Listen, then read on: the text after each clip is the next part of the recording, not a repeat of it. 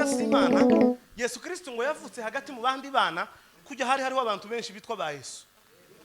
Si wowe wenyine, bari benshi cyane, ariko we azana itandukaniro ry'abandi, azara umunyembaraga ngo baje gukina n'abandi bana, ngo bihishe bakamamenya aho bihishe. Kugira twageze dukina tukihishana, noneho bakina igihe cyo gushakisha umuntu, iwe akamaza akamamenya aho wihishe. Bwana sefiwe. Noneho ngo umunsi umwe ngo aje kureba abandi bana bari baturanye baje gukina, ngo ashike nyirabo bana uwo mugore ngo ahisha abana, ngo ahisha abana. Yesu arabaza se abacu bari hehe? Wa mugore ati ntabahari. Ati Yesu aravuga ngo se bariya naye mbona ni bande? Uriya mugore ataye n'ubwana bw'ihene. Yesu yamavuga ngo mwahene, abana bamabaza bahebeba. Umuntu atanga ikibahehe mu mutima we. Zakunda kubivuga raho nagiye mwivuga butumwa bampeza isomo. Niba namwe muyifite hano sinza mpuza nayo. Ibyo bigyo bizabinanira. Noneho ngo amare za gusobanukirwa wa mugore wampaye wa za kumenya kuko yambaye ico yaragize gute yarafite. Data mu izina rya Yesu Kristo, Mana tuye mu buturo bwo mu ijuru, duhagaze imbere y'ubwoko bungana gutya, inshuro yacu ya mbere guhagarara imbere y'abantu bo muri kano kanya. Twakandagije ibirenge byacu hano Mwami Yesu, tuje kuvuga ijambo ryawe. Turakwiyambaje nk'Imana ituye mu buturo bwo mu ijuru, ngo hagaragara imbaraga zawe n'ubushake bwawe, hagaragare gukomera kwawe n'ubutsinzi bwawe. Amagambo azavugirwa hano azagira icyo ahindura mu mitima y'abantu. Inzirimbo zizoririmbirwa hano zizogira icyo zihindura mu mitima y'abantu. Inanga izavugira hano izogira icyo ihindura mu mitima y'abantu.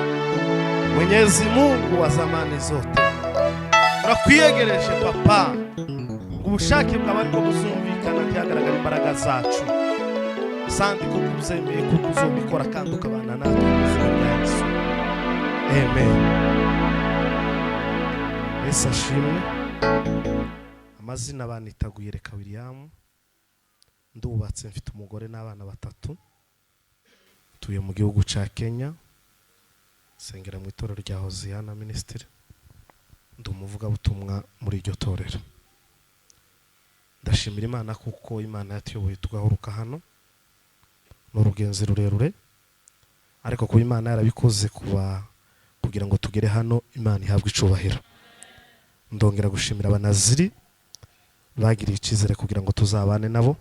Ndi umufana w'abanaziri, ndi inshuti yabo i Burundi cyangwa se hano mu nkambi ya Musasa. Harimo abavuga butumwa benshi kandi bavuga Imana isa niyo natwe tuvuga, ariko kungirira icizere kugira ngo tubane nimefurahi sana. Mungu awabariki.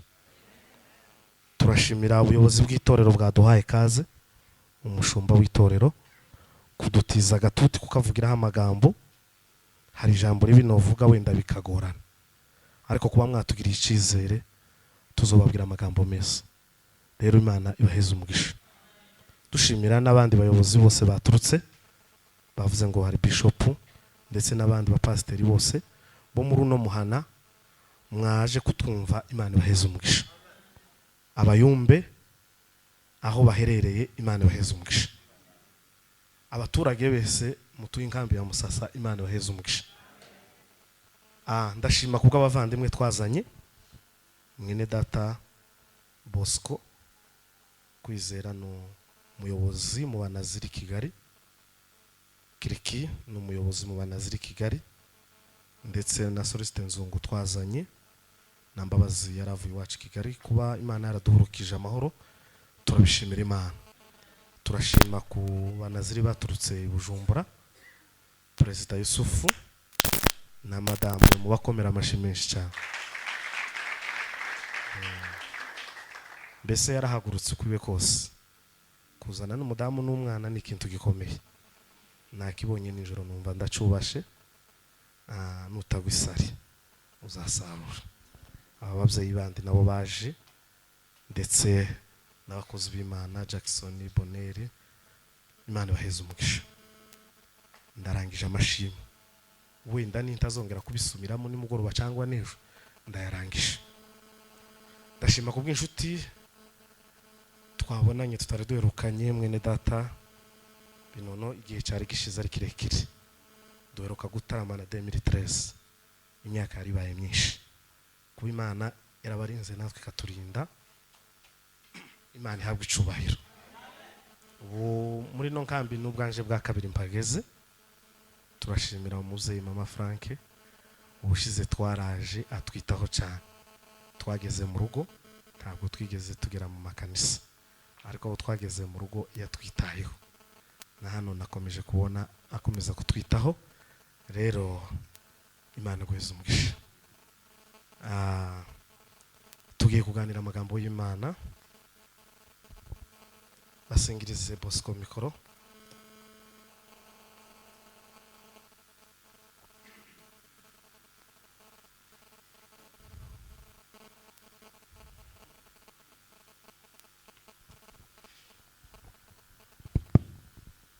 Luka ibice 6 umurongo wa 43 kugeza kuri 45. Gitabo cha Luka 6:43 kugeza kuri 45. Ubutumwa bwiza bwa Luka ibice 6 43 kugeza 45. Bibiliya iratubwiye ngo kuko ari nta giti cyiza cyera imbuto mbi aho cyangwa igiti kibi cyera imbuto nziza. Igiti cyose kimenyekanishwa n'imbuto zacyo. Igiti cyose uzukimenya urangije imbuto zacu. Ntibasoroma imbuto z'umutini ku mugenge, tibishoboka ntiwotera avoka ngo uzosarura umuneke, cyangwa imizabibu ku mufatangwe, tinoshoboka kandi ntiwotera umuneke ngo numara usarura yavoka. Umuntu mwiza atanga ibyiza bikuye mu butunzi bwiza bwo mu mutima we, na yeye mtu mzuri anapeana chenye ako nacho. Umuntu mwiza azatanga iciza, ta muntu mubi wotanga ikibi kandi ari mwiza. N'umuntu mubi atanga ibibi abikuye mu butunzi bwe bubi. Hata mubaya na anapeana kitu mbaya ndio ako nacho. Umuntu mubi nawe tiyoshakisha iciza kuko ntacha afite mu buzima afite ikibi. Kuko ibyuzuye mu mutima aho ari by'akanwa kavuga amen. Kuko ibyuzuye ku mutima ari by'akanwa kagira gute?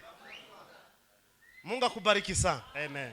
Soreza muri Mariko hari abaduhaye teme. Ibice 15. Sorry. Mariko ibice 15 umurongo wa 15. Umurongo wa 15. Mariko ibice 16 15 kamanuka kuri 15. Umurongo wa 15 n'uwa 16.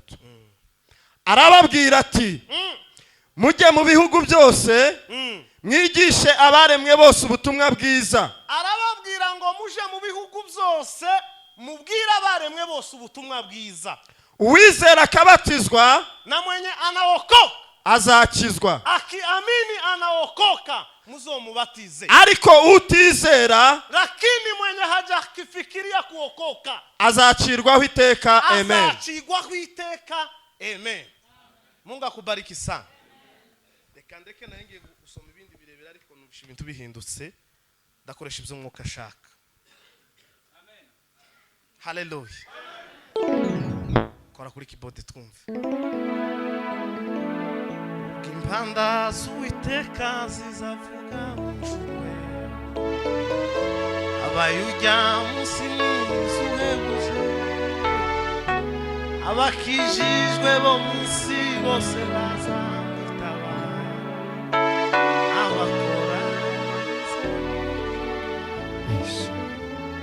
ugazaza hamagara amazina yabe bose mu gitabo nibwo nsubizi ugazaza we amazina we amazina yawe bose mu gitabo cy'ubugingo niko nzumva we Yesu wanje we Yesu data wizubuntu we maze wewe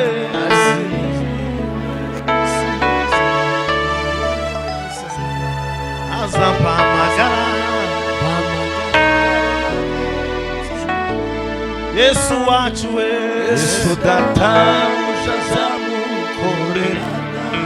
zamuri Imana ishubahira haleluya haleluya Paulo yandikira Tito hari mu bintu 38 byatumye Paulo asigaza Tito ikereto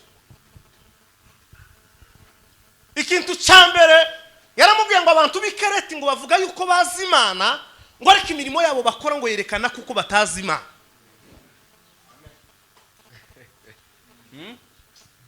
abantu bikereti bazi Imana abantu bimusasa bakorera Imana igihe cy'igiterane ariko iyo usohotse hanze nyuma y'ikanisa imirimo yabo si y'ikanisa tuseme amen amen tuzogira ibihe byiza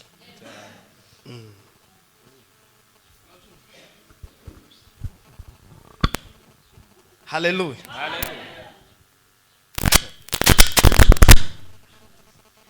abafite microphone azifungiye kugira ngo bireke guteza Bwana sifiwe sana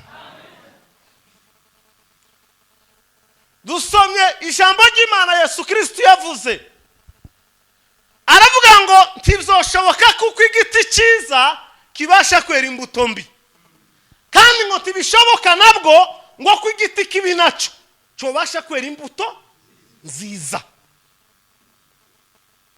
aravuga ngo igiti cyiza cyera imbuto nziza igiti kibi nacyo cyera imbuto mbi umuntu mwiza ngo atange ibyiza kubera kuko biri mu mutima we ngo n'umubi nawe azatanga ikibi ngo kubera kuko nawe aricagize gute kiri mu mutima we turaza turamenya icyo ufite muri uyu munsi kandi naje gusanga ntukarenganya umuntu naguheza isumu niyo yari afite kujya nisho yari afite siko yeme nico yari afite nibwo butunzi yari afite tuzamura Imana ishubahira haleluya Yesu Kristo arababwira ngo igiti cyiza ntibishoboka tuko na wajana wameokoka lakini vitu zao hajawerekana kama wameokoka turaba Kristo mwitorera ariko iyo dusohotse hanze imirimo yacu ntiza yerekana ko turaba Kristo igiti cyose uzukimenyera ku mbuto zacu none ni guturi mu kumuririmbyi mu giterane ariko nyuma y'igiterane ntubu muririmbyi nukubera ko umuyumbe umunsi w'igisirimba ariko igisirimba cyarangira ntubu umuyumbe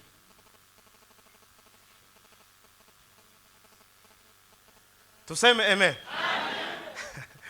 ubukristo bw'umuntu n'ubwami ijoro kumanywa no kuzuba no kumvura ubukristo uraburarana ukabwirirwana ukabwogana ukaburyana ukabugwarana n'ubukristo ariko twebwe ubukristo dufite muri kino gihe turi mu kubushanja nk'amahuzo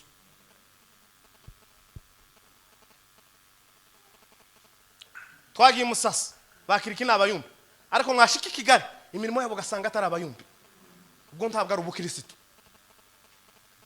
twagiye Musasa guyereka n'umuvuga butumwa abantu baje gutegera nje kubabwira ijambo ry'Imana ariko iwacu i Nairobi simfatwa nko muvuga butumwa ko ndabaroga nta jambo ry'Imana ndi kubabwira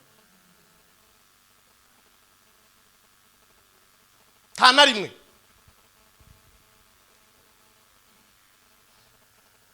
Bwana sifiwe muraza kunihanganira wenda n'abavuga butumwa mwakiriye hano turaje nko gutandukana nabo umuntu agira uko yahamagara kandi umuntu agira uko Imana izimuheza siko bimeze. Ndabizi hano muri processes imaze igihe kubabwiriza ngo ko muragenda mwese mwokoma amashi, ariko itegeko ry'impunzi yose izogenda utazogenda zofano bamuhamba. Niko bimeze. Ndi impunzi muri Kenya. UN nitankorera Kenya ngo ngende bazoja kunshingura baza bashingura rangata cyangwa ngirigwe amahirwe isonzerano risore nsubiri wacu. Ni ibintu bitatu. Ariko iza kukubwira ngo ukoma amashi unazaba mu mutima wawe ntakirimo. Uburyaga Yesu Kristo yabye abafarisayo ngo mwanjyagamwe. Bari bamaze kuzura ngo igitaramo kimaze kuzura abantu barakandagirana. Bitumwa ziranezerwa ngo abantu babitavye. Yesu arababwira ngo sizo biri mu mitima yabo. Bakeneye imigati. Abangaba bakeneye imigati. Ntago bakeneye ijambo ry'Imana.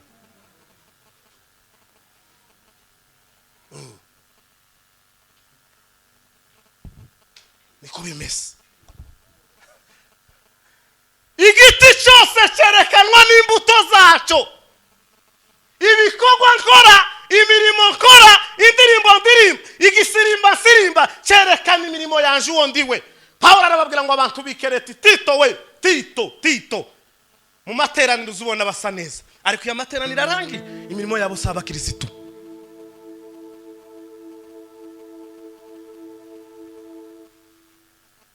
Bwana asifiwe sana.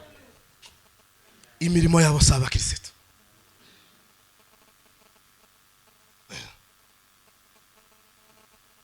Imirimo yabo saba Kristo. Kuko kwacu kwambabazi wabaye umusitari ha yaririmba yarangiza kuririmba akazasohokana n'ubwana bw'ubukobwa uko ashaka izo simbuto z'ubukristo.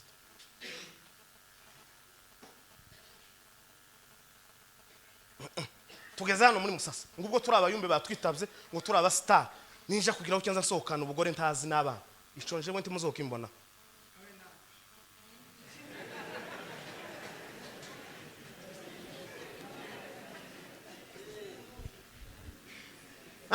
Twe turi mu kuja mu ivuga butumwa umuntu akazaje mu ivuga butumwa agatera inda. Ujanye ubutumwa bwiza kuratwara ubutumwa bwiza wamaruka sigaye umwana w'ikinyenda. Ujanye ubutumwa bwiza kurashika ukabwira abantu namara kubabwiriza nisha gusohoka nsokane n'umwana mujane muri lodge ngo ndabaheza ubutumwa kubera kuko muzi ko agagaye akomeye mukamwihorera ngo agatutu bongere bakamusubiza. Mufite urubanza mwabashumba, mufite urubanza ko turi mu kunywa meza iyo abasambanye mugabo akarara yasambanye amara agaheza abantu ameza ayo sameza nayo kudutera inzoka.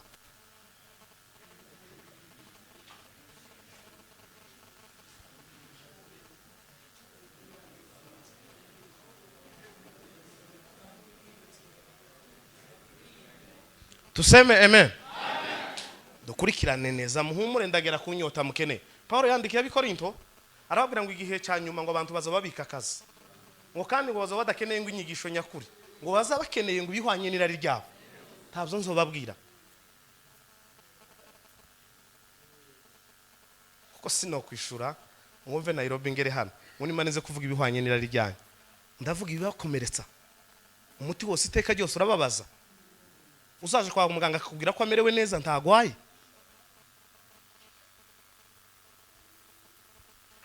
Igiti cyose kimenyekanishwa n'imbuto zaco. Imirimo y'igiti niza yerekana uzuturuka ku warangiza igiti kuri ukabona amapero ukavuga ngo kiriya ni igiti cy'amapero. Wagira gucyo ukabona avoka ukavuga ngo kiriya ni igiti ciki cya avoka. Wumva gutambuka gwireka bambona bakavuga ngo uriya no muvuga butumwa. Yatambukuye bakavuga ngo uriya no muyumbi. Apana kuja gushiraho ariko ngo ni umuyumbi ariko.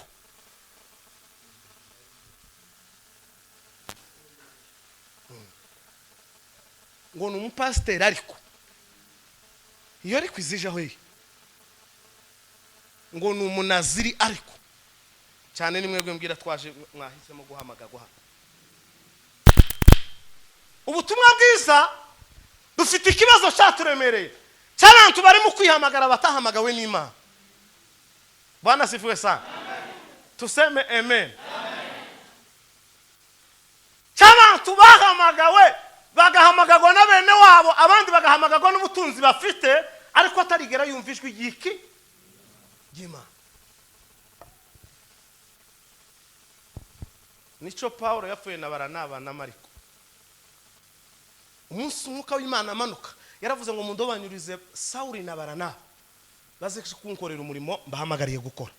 Ngo buce Baranaba yifuza kongezaho nde Mariko kandi yarabataye. Paulo aramubwira ngo umunsi twagiraga imibabaro ntitwari turi kumwe na Mariko.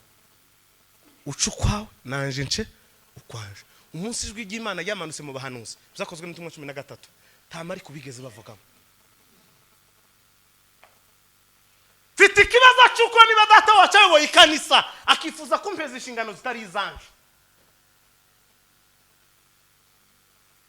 Igiti cyerekanwa n'imbuto zacu. Umunsi nzotambuka hano ku gatuti ni ukuri muzomenya imbuto yanje. Uriya azaririmba mukavuga ngo nubwo yaririmba ariko si umuririmbyi. Uriya azasenga ariko mukavuga ngo umurimo wiwe ni ubudiyakoni. Bakaguheza inshingano cyo kuyobora ikanisa bakavuga ngo turi umushumba n'ukuri uri umuwombaje uri umuyumbe wo kugenda ubwiriza ubutumwa ariko turi umushumba wo kuyobora itorero.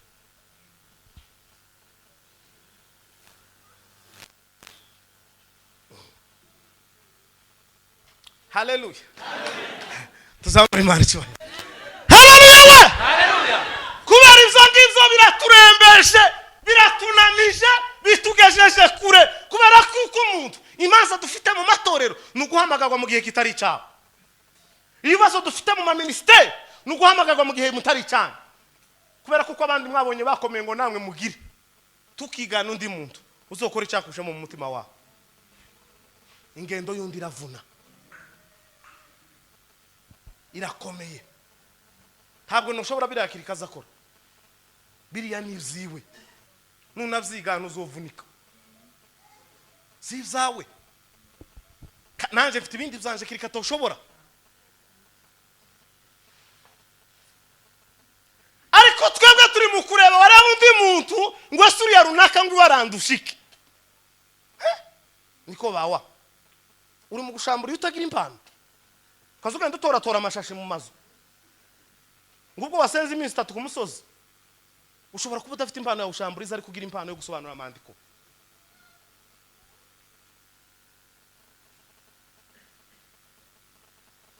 Niko turi mu kwereka Imana itakubwiye uzohagarara mu bantu ukavuga ngo Imana yavuze itavuze. Iyo ni ukweli ugafata mikoro ngo Imana iravuze itavuze. Imana si so wana igitondo yaguhindukiranye uzoburiyo werekera.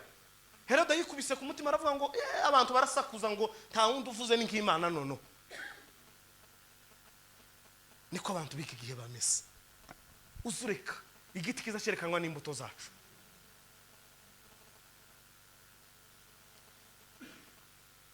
Yesu Kristo arafa ngo arazuka. Akimara kuzuka ngo umuntu wamubonye ni umugore wa mbere Maria Madagarena yari yarakuyemo amapepo n'abazimu ngo arirukankaje kubwira barababwira ngo Yesu Kristo yazutse ngo bagira gushidikanya kwinshiti bizera. Yesu Kristo ngo arongera abonekera abandi bagore babiri ngo aza mu yindi shusho n'abarababwira ko yabonetse ngo basha kubwira intumwa nabo ngo bagira gushidikanya ngo bagishidikanya bakiri ku meza bariko barya. Yesu Kristo ngo arinjira hagati muri arababwira ngo se muzahe kwizera kuki mudafite kwizera mwebwe nasize amasezerano ndababwiye ngo ndafa ariko ku munsi wa gatatu nzogira gute zozuka. None ni gute bababwira ko nazutse mugashidikanya?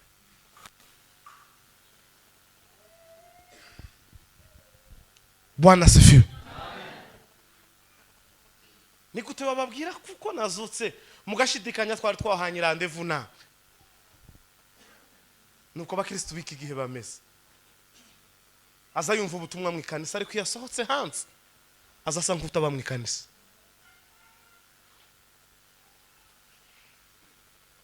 Azasa nk'utaba mu ikanisa aba mu kindi gihugu. Haleluya. Amen. Aba mu kindi gihugu.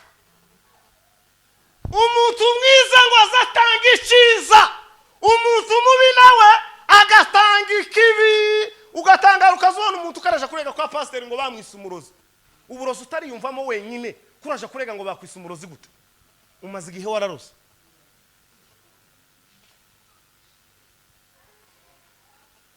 uko nukuri kw'Imana tibontinyuka guyereka ngo banite umurozi ntabwo ndafata ngo nimara nje gutanga ikireko sinzo ko dufite n'abayumbe bikigiye nabo bashanyuse utomenya ari mukuja gutereta umugore yanga ko bajyamana akaza musebza ku bandi bayumbe ngo ni umurozi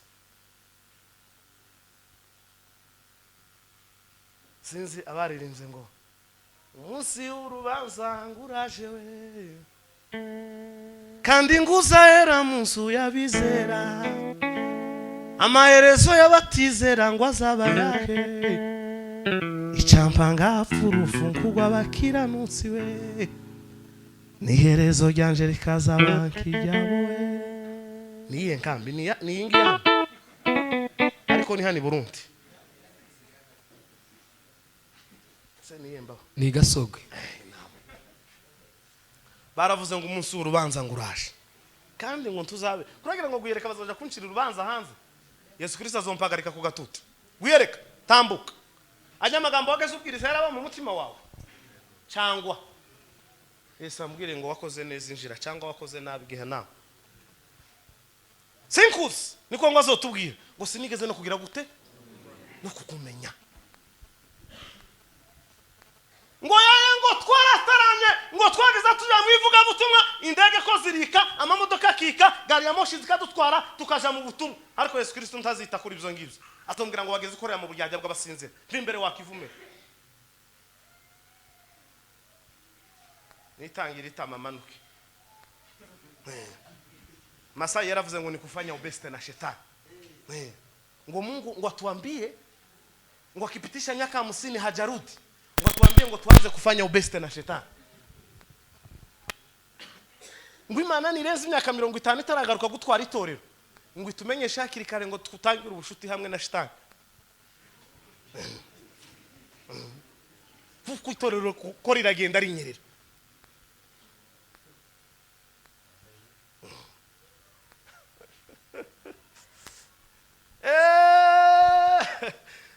tando la rivesa no makare de jineta ndo ambanga wasiwende kawe sinduwawe kindi gihugu uracagenda wasiwendeka sinduwawe fiti ikindi gihugu we uracafata ingendo wasiwendeka nakomeje mu rugendo wasiwendeka ndakomeje mu rugendo we Bwana sifiwe we Aika iza veni ya karie andima yaka ugafata mikoro ufite pepa hanga kwito Muni bagweza utange haleluya Yesu Kristo ntazokwima mikoro ngo umenjire amakuru kandi umunsi uzoja kwifata nta nubwo mikoro izovuga ariko hari umunsi umwe gusa igitondo kimwe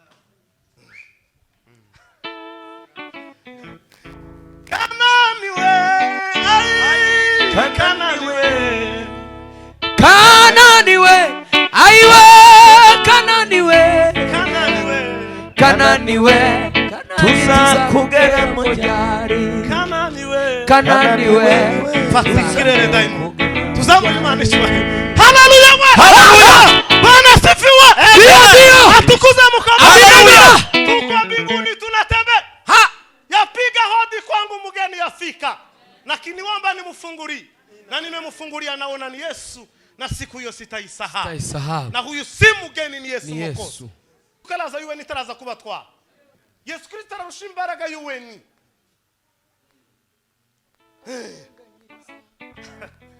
abasambanira mwitorero ry'Imana dore nguyu nyiritorero araje abarenganira mwitorero ry'Imana dore nguyu nyiritorero araje Kananiwe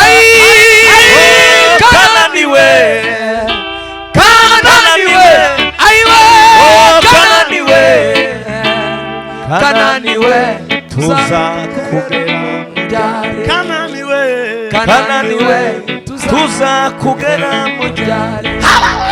haleluya Bwana sifiwe. hakurya u Rwanda bazaririmba akaririmbo ngo biremera muri Yesu biremera biremera muri Yesu biremera biremera muri Yesu biremera ayi biremera muri Yesu biremera. Haleluya we. Bwana sifiwe sana. Umuntu azatanga icyizere, umuntu anapeana chenye yako nacho. Nukuri kw'Imana wa mugore niyo bazavuga ngo wishe umwana w'abana nico warugira tawo gukekera kuvuga ikibi ntacugira. Tibokeka ngo wiyerekana tanzinda ntazo ndakora ariko umunsi babikuvuga ngo nizawe kuki batinyuka kuvuga icyo kintu. Imbuto zacu bujya bakwisa umuntu ntabwo ngo ari igihagararo. Umuntu n'umuntu umuntu n'umuntu. Bwana sifiwe. Ndio Bwana sifiwe sana. Amen. Haleluya. haleluya Haleluya. haleluya Haleluya. Haleluya. Haleluya. Haleluya. Haleluya. Haleluya.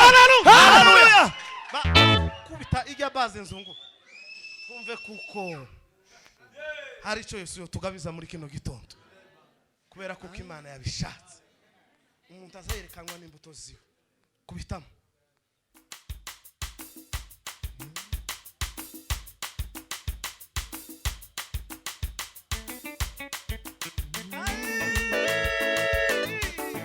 haigufite isezerano ry'Imana ihoraho haiguwatore ubukwe k'umwana w'intama we haigufite isezerano ry'Imana ihoraho haiguwatore ubukwe k'umwana w'intama haigufite isezerano ry'Imana ihoraho haiguwatore ubukwe k'umwana w'intama haigufite isezerano ry'Imana ihoraho hahiriwe haiguwatore ubukwe k'umwana w'intama haigufite isezerano ry'Imana ihoraho haiguwatore ubukwe k'umwana w'intama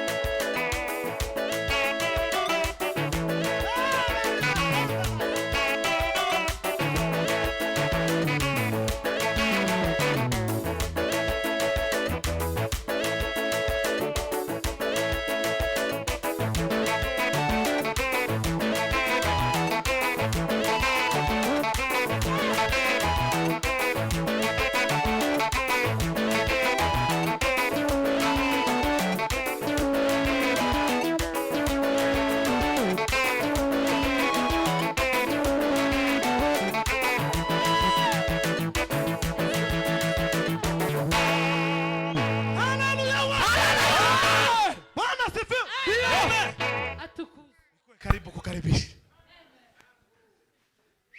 Bwana sifiwe. amen Zungu Imana mwezi umugisha. Turika hajya kuri teme yanje. Umuntu agira hiweka.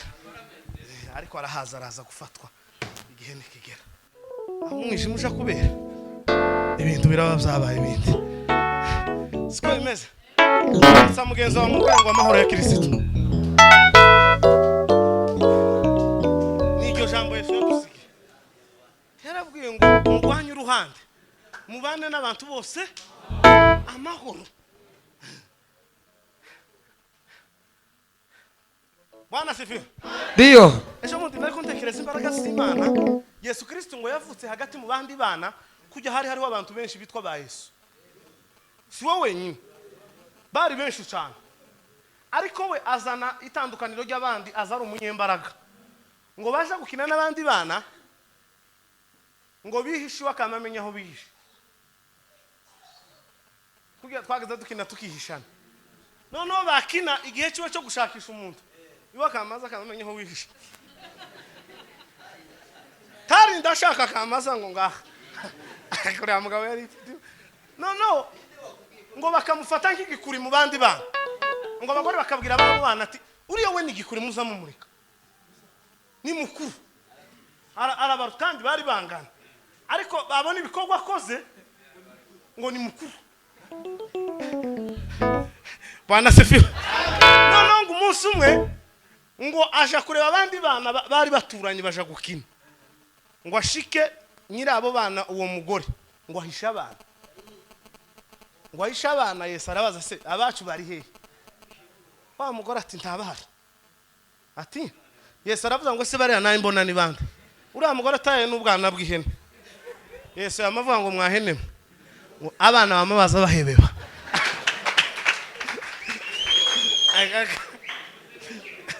Wa mugore yamavuze indira ati turashize. Si wowe wavuze ngo ni ihene ziri hano. Je nahamagaye ihene. Abarizo ziza. Kuko arizo wavuze. Wa mugore aravuga ati uyu muhungu ni igihumi. Uwo magara abana bukaza buhebeba. Ariko Yesu yaravuze ngo nitumukorera neza ngo tuzokora ibirenze uzo yagize gute yakuze. Ariko impamvu tudakora imirimo n'ibitangaza biri muri mwe Yesu yadusigiye nuko tubikora nabi. Tukifuza kwerekwa ngo nukundi yeretswe. Ufite umuhamagaro wawe nawe akagira uwiwe. Imihamagaro iratandukanye. Ariko twese turimo kumva two bavuga butumwa. Abandi bose bakumva baba bishop. Tibishoboka. Hano umwe ngo wasengewe ngo nyina aramubwiye ngo azoba pastor ngo akiri umwana. Yamadekarara ngo bamusengere. Nuwe mubyeyi wo kwanga ko umwana wabo umushumba. Wewe ngo nyina arereswa ngo aramubwira ngo azoba ngo pastor. Abandi akamasengerwa ngo ubwo se yari pastor ngo nawe arama ba pastor. Umuhamagaro wa sonu wawe biratandukanye. Tibihuje. Iso ba pastor ukaba umucuranzi cyangwa ukamuba inani umudiyakoni. Cyangwa ukaba uwo mu kazi gakomeye ka leta. Ntagira uko yahamagara. Ariko ukifuza gusa nuriya utameze nk'uwo. Umuntu agira umuhamagaro w'uko Imana yamuhamagaye. Imana ikaguhamagara ikamvuga ngo guyereka ndaguhamagaye ngo uje kuvuga ubutumwa bwiza. Gahaguruka. Data ntiyari umupagani ariko ntiyari umuvuga butumwa. Uko nawe yari afite umurimo wiwe. Ariko twe tugakenera gusa n'icyo abandi basa kandi bafite aho bagikuye twe tutarabona kandi nawe ukagira ikindi nawe adafite. Bakundwa b'Imana, torero ry'Imana, igiti cyose kimenyekanishwa n'imbuto zacu. Ukama wikanga ngo bakwisa umusambanyi, baza kwita umusambanyi gute? Imbuto zawe zerekana uri we.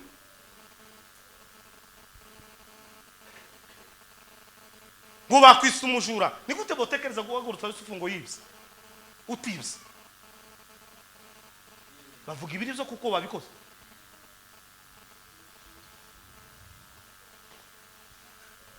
Hallelujah. Tuseme amen.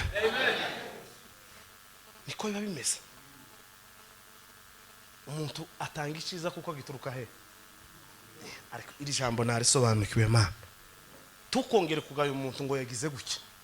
Pana kwa mona ngura mugore ngo agira umushiha niwe atunze mu mutima. Kuno nagira ngo atange ibyishimo ntazagira. Umuntu azatanga icyagize gute? Ishafite. ngo tuje kwicara kwa runaka ngo wewe ngo agira inabi aho niyo niyagira none ko mayango agira neza ndayagira ni arikurahe umuntu atanga ikiba hehe mu mutima we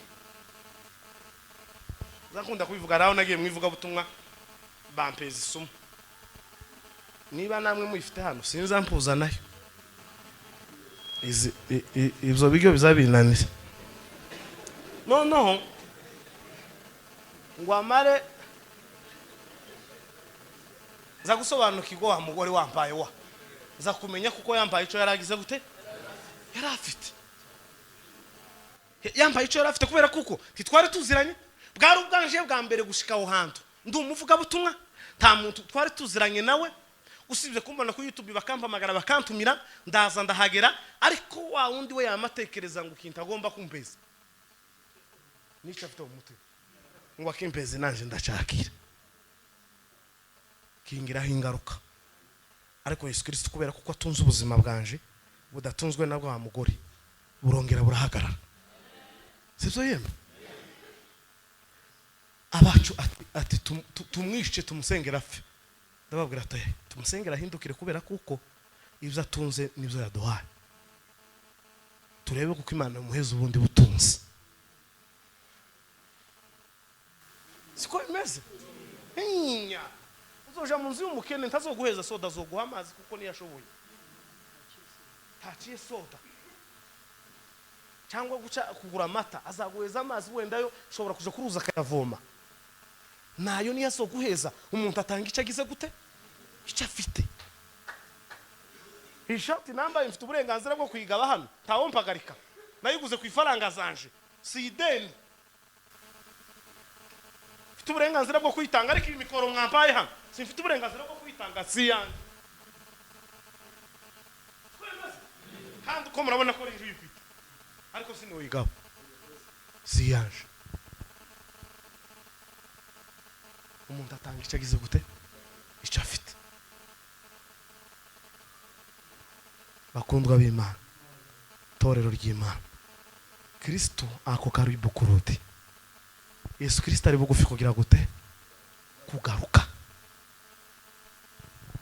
muri remze yaravuze ngo iyi si ya none ikaniye amasengesho yiki yabera isi turacanze tubuze iyo twerekera tubuze iyo tuje perutse kujanta mwivuga butumwa ngo umuntu aravuga ngo araza mu materaniro uko narangije kubwiriza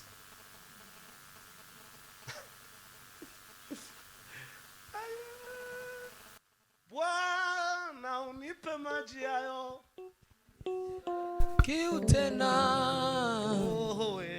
Bwana unipe maji hayo nisiwe na kiu tena Bwana unipe maji hayo nisiwe na kiu tena unipe maji hayo nisiwe na kiu tena abantu inyota irashize kumva ijambo ry'Imana ngo araza mu materaniro ngo aruko tugize gute ngo turangije kubwiriza ngo ijambo ryarangiye umuntu mukuru gapana umuntu muto ngo araza ngo ijambo rimaze kugira gute ngo ryashize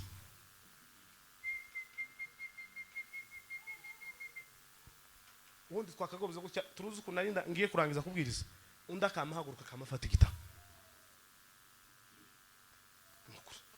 tukaza kugera mu mugoroba umwanya wo gucomeka senti n'indirimbo ijambo ni ukuri ko Imana twumvishije ijambo titwosengera umugwayi ngo ananiwe gukira titwosengera umugwayi ngo ananiwe gukira ta pepo yoje araza hano ngo tureke kuri hamagara izi tugabiza n'ibiri muri Canada kansi zo duturanye navyo mwamiyenzi tu Bwana sifiwe ariko impamvu abantu duhuzagurika umwe akazana ibiraha n'ibindi akazana ibiraha ni ijambo riba ritaragura mu mutima wiwe kuko ijambo ryagwiriye neza mu mutima wawe iza ari kubwira ngo kiriya ni kibi kiriya ni cyiza kiriya ni kibi kiriya ni cyiza ikaba yo tugabiza ibiri impande n'impande kubera iki kubera ko dutunze ijambo ry'Imana Yesu abamwemeye bose bakizera izina ryiwe yabahaye ububasha bwo kugira gute kwitwa abana b'Imana.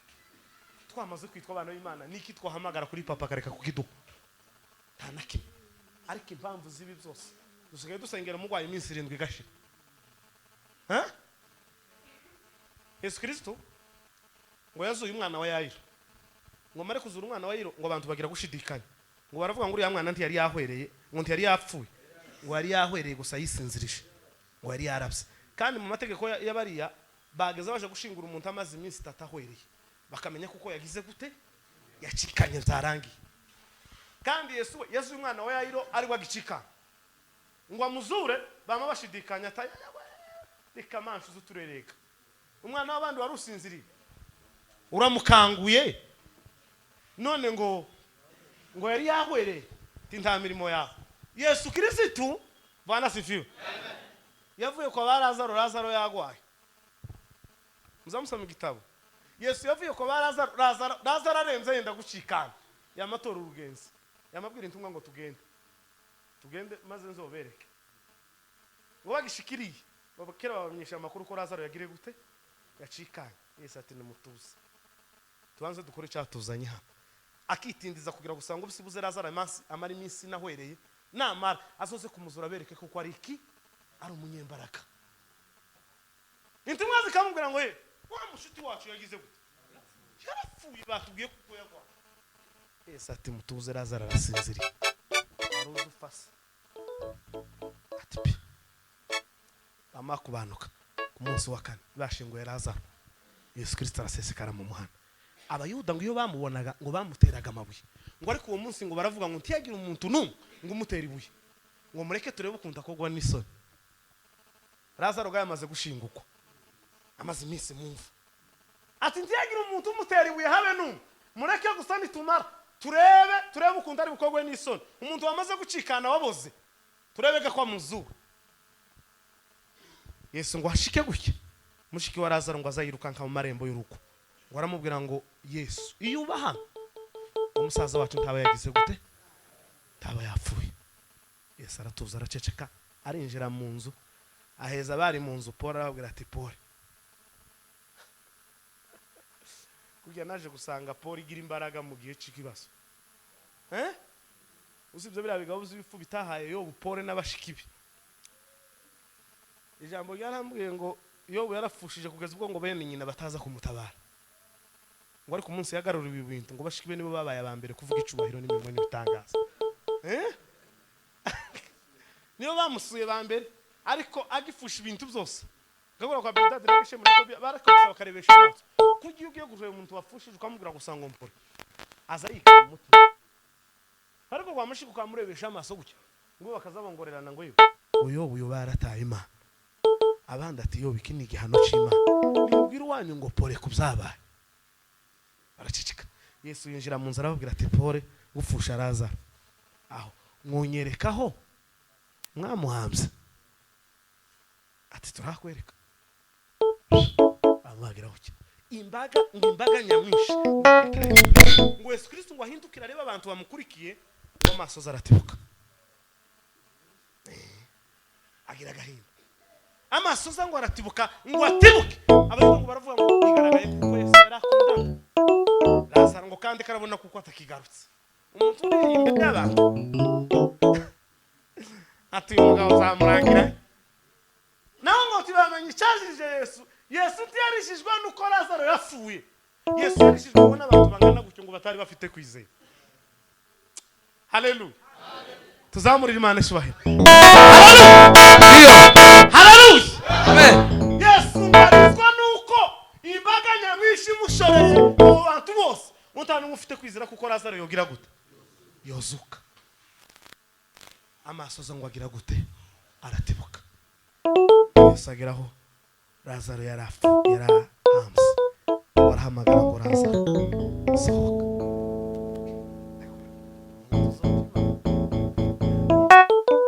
Lazaro we sohoka. Lazaro ngo arazuka. Ibirizi ngo yaje afunze hano imenyuru. Yesu arabwira ngo nimuhambure imigozi, baramuhambura ate twigende. Ayo baravuga ko uyu Bwana asifiwe. Lazaro yavutse adafite inkovu, Lazaro yavutse adafite igisebe, Lazaro yavutse ameze kujya yari ameze ari Lazaro. Abantu bagira gute? Baratangara. Yaramaze kandi bo bamushingo yamaze kugira gute? Kubura. Ariko ngo aje kuzukazuka ari iki? Ari muzima. Ni umugabo nanje ndamwemera.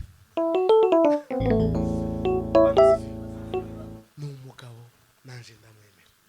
Azuka ari muzima. Naho bantu Yesu Kristo ari mu kutureba gutya akaturangiza, ariko akabona mu mitima yacu tudufite kwizera umwami Yesu.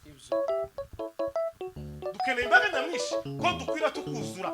Uzatumenya igiteraniro cyabaye cyiza ngo nuko abantu bamwe bakandagiye hanze. Ukama ngo kino gitera ngo nisho cyane cyari gifite abantu musari yashize nico cyanyuma. Gukora igiterano umwaka ugashira nta muntu wahindukira igiterane y'abantu. Kujantu mwivuga butumwa. Bwana sifiwe. Amen. Takiza kinezeza iyo tugiye mwivuga butumwa k'umuntu akiya. Zana mani yonge ko babona ko ndi munini. Zana mani yongeraho ibindi bira. Uratarama twadukubitaho kimukunga. Umwana umwe w'umukobwa aradukurura tujana ahantu mu cyumba. Atubwira amahabari.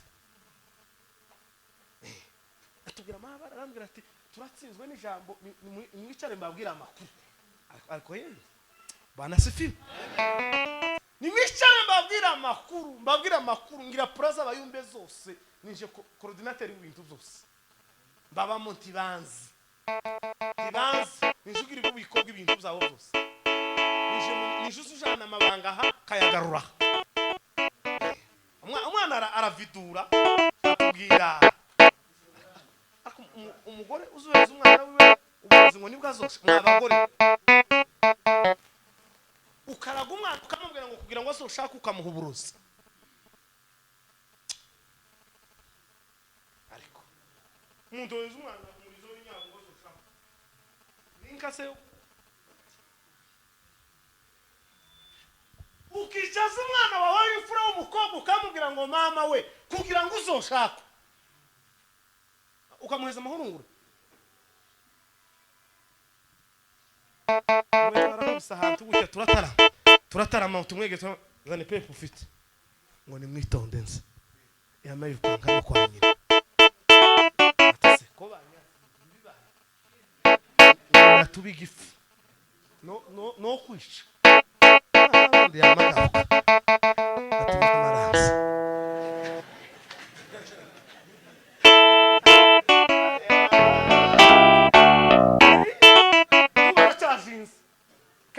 bamwe bomumenya aracajinze umukobwa usa wiza amasomo warangije twarahantu mu gitara ngo nyina none zakomeje kwanga nyina bimeze kuki nyina mayi pepe ngo nibwo azoshakwa neza none nubu abo bangana ko barashusha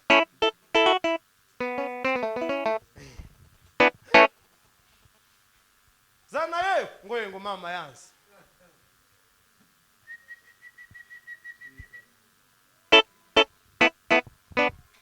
yekizo uzobura iyo werekera uzobura husha niba waragiye mu muriro genda wenyine uzoshe ureke kujana n'umuryango wawe unaniwe guhindukira ngo wakire umwami Yesu Kristo rimbuka wenyine ureke kurimbura n'abandi.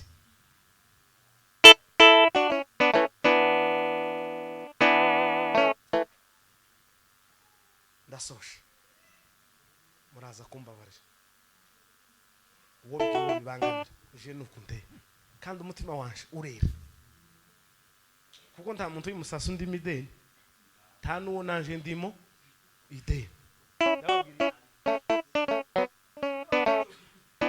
nangisha gize gute mfite Yesu Kristo niwe nabaza.